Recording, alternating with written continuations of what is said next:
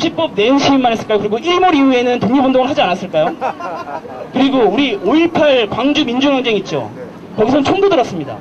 그럼 거기선 시민군이 총을 들었기 때문에 과연 정당성이 상실할까요? 그것이 아니라는 겁니다. 우리 대한민국의 헌법 1조는 바로 권력의 주체는 바로 국민이라는 것이고, 이것을 어기는 사람에게 불법적으로 저항할 수 있는 권리를 분명히 부여하고 있습니다. 그래서 여러분들의 오늘날의 촛불 시위는 민주적으로 완전히 정당한 것이고, 경찰청장이나 이명박 대통령이 말하는 불법 운운, 폭력 운운을 하는 것은 스스로의 정권의 권력을 유지하기 위한, 국민으로부터 나오지 않은 그런 권력을 유지하기 위한 술수에 지나지 않습니다. 그래서 제가 오늘 말씀드린 것은, 여러분들이 지금 하고 있는 것은 철저하게 민주적으로 정당한 행위이며, 그리고 오늘 우리 세계적으로 유례가 없이 우리 민주주의를 전 국민이 함께 구현하고 배워나가는 것입니다. 그리고 그러면 또 하나 질문이 있을 수 있겠는데요. 그럼 선거로 뽑은 국민은 뭐냐? 또 이런 질문을 할 수 있겠죠. 근데 아까 제가 말씀드렸지만, 선거를 통해서 당선된 대표자라 하더라도 국민의 의사와 다를 때 투표하고 소환하고 발언할 수 있는 권리가 분명히 있지만, 선거 자체도 사실 약간의 문제가 있습니다. 예를 들어서 봅시다. 우리 국민이 10명이라고 해봅시다. 10명. 10명이죠. 자, 지난 총선에서 투표를 몇 명 했습니까? 몇 퍼센트가 투표율이 몇 퍼센트였죠? 총선에서? 자, 46%입니다. 46%. 10명에 46%면 몇 명이죠? 예, 예를 들어 4.6명이죠. 자, 그리고 한나라당이 대부분 당선이 됐는데, 당선된 사람들이 대부분 43% 정도, 42% 정도 투표를 했어요. 그럼 이게 몇 명입니까? 제가 제가 수학을 잘 못해서 계산을 좀 해봤더니 1.8명 이렇게 나옵니다. 대충 2명이라고 합시다.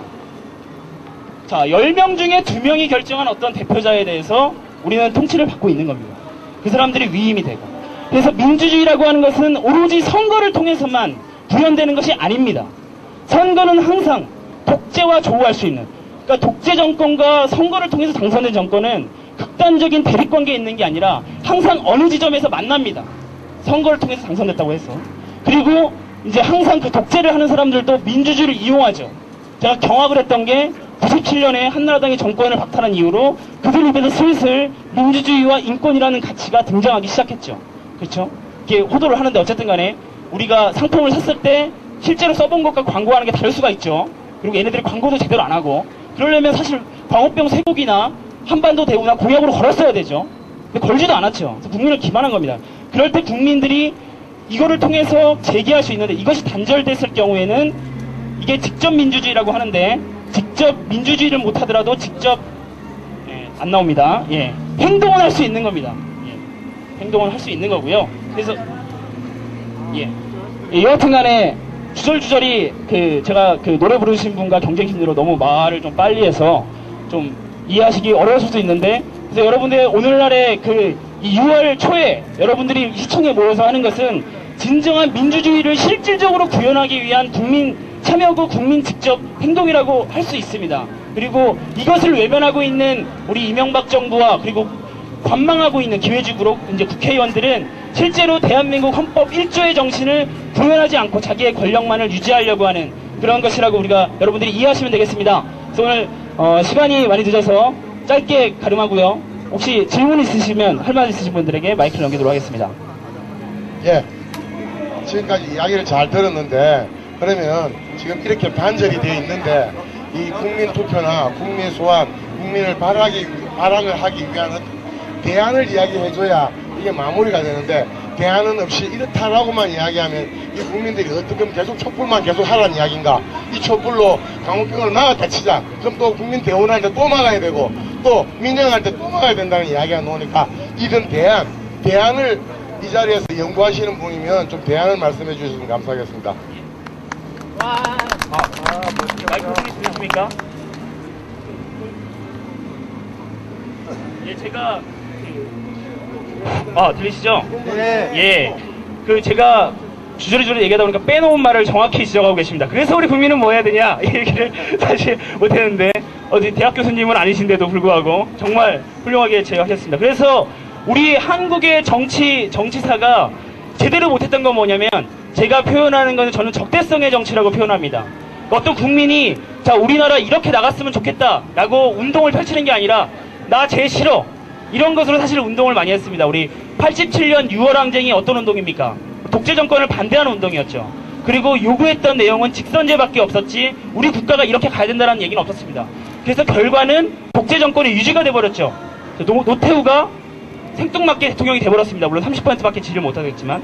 그래서 저는 오늘의 촛불 시위도 우리 이명박 정부의 광우병을 막아내는 운동, 이게 끝나면 또 한반도 대운하를 막아내는 운동, 이게 또 끝나면 민영화를 막아내는 운동, 이게 아니라 실질적으로 우리 국민주권 운동을 실현하는 운동으로 가야 된다고 생각을 합니다. 그것은 바로 뭐냐면 지금 한나라당에서 솔솔 나오고 있는 개헌론입니다. 개헌론. 그래서 우리가 개헌을 할 때 우리 국민들이 명확하게 자기 주장을 개헌안에 실현시켜서 소수의 정치 엘리트라고 주장하는 이 정치인들이 만든 국민들의 어떤 의사가 괴리된 이런 것이 아니라 국민들이 만든 헌법앞, 법의 최고 규범이라고 하는 이 국민 개헌운동으로 이 촛불이 이어져야 된다고 생각합니다. 그 헌법운동의 핵심은 투표 소환 반환도 있지만 이 외에 우리나라 예를 들어서 영토조항 같은 경우에는 국가보안법이나 이런 것 때문에 여러분들 아무런 이념적 그런 사고 없는데도 빨갱이로 몰거나 이런 것들을 국가보안법이 이용될 수 있다거나 그게 헌법 3조 4조에 우리 영토조항이나 우리 평화통일조항에서 그게 추인되는 거거든요.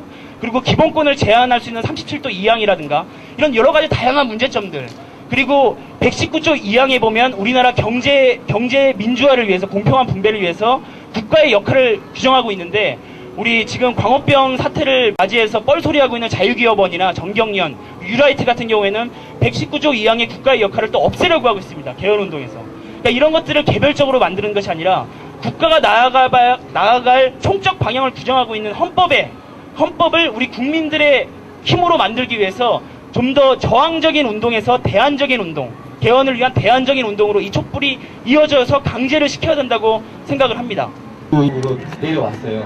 거기서 우리 국민으로부터 주권이 나온다는 것이 확실해졌고, 그리고 지금 이명박 대통령님께서는 한 가지 생각하고 계신 게 있는데, 서울시장 때 서울시를 하나님한테 봉헌했잖아요. 개인적으로 종교를 하는 건 좋겠는데 거기서 가장 위험한 사상이 있는 겁니다. 그 이명박 대통령님께서는 본인 스스로를 하나님으로부터 그 권한을 위임받았다고 생각을 하는 거예요. 국민으로부터 주권이 나오는 게 아니라. 그리고 그 비정당적인 어떤 권력을 가진 사람의 속성, 옛날 중국에서 그랬죠. 모든 권력은 촛불로부터 나온다. 이 사람도 마찬가지입니다. 정당한 어떤 그 주권이 국민으로 나온다고 자기는 생각 안 하고 이것을 자기 신으로부터 위임받았으니까 자기는 스스로 통치자라고 생각하시는 거예요. 아까 저항권을 말씀하셨는데 저항권이라는 게 솔직히 말하면 희생을 하는 겁니다.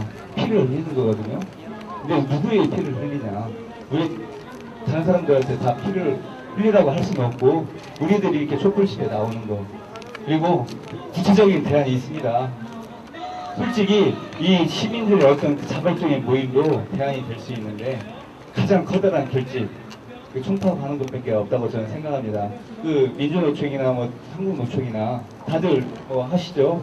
민주노총도 총파업 하신다고 하고, 한국노총은 모르겠습니다. 한나라당에 2명이나 국회의원이 있어가지고 지금 이 자리에서는 안 보이는 것 같더라고요. 모든 국민의 힘이 하나로 됐을 때 그것이 바로 대안이라고 생각합니다. 민주노총 위원장님이나 혹시 국회의원이나 이런 데 나가셔야 될 것 같습니다. 다시 한번 박수 한번 부탁드립니다. 근데 원래 아주 좋은 말씀 해주셨습니다. 민주주의는 피를 먹고 자란다고 했습니다. 오늘날 여러분이 선거 때 투표를 할 수 있는 아주 이 제한적인 민주주의만을 이 정도로 가기까지도 엄청난 사람들의 피를 흘렸습니다. 그리고 우리 1945년 해방 이후에 우리 이승만 정권이 들어서고 미군정이 들어서면서도 우리 상당히 많은 국민들이 민주주의를 위해서 피를 흘렸습니다. 그죠? 그래서 민주주의는 그냥 적당히 구호만 외쳐서 오는 것은 아니지만 희생이 필요하긴 하지만 오늘날의 촛불이 위대한 것은 우리 국민들이 피를 아직까지는 많이 좀 흘리긴 하셨죠. 5월 31일날 저도 좀 흘렸는데 피를 그렇게 많이 흘리지도 않으면서 가는 것은 전 세계적으로 대한민국 국민 밖에 할 수 없는 위대한 일이 아닌가라고 생각하고, 최대한 희생을 무서워하진 않더라도 희생을 서로 최대한 줄이면서 이렇게 잘 합리적으로 진행했으면 좋겠고요. 더 이상 저는 전적으로 동의하는 말씀이 아주 훌륭한 말씀이셨습니다. 다른 또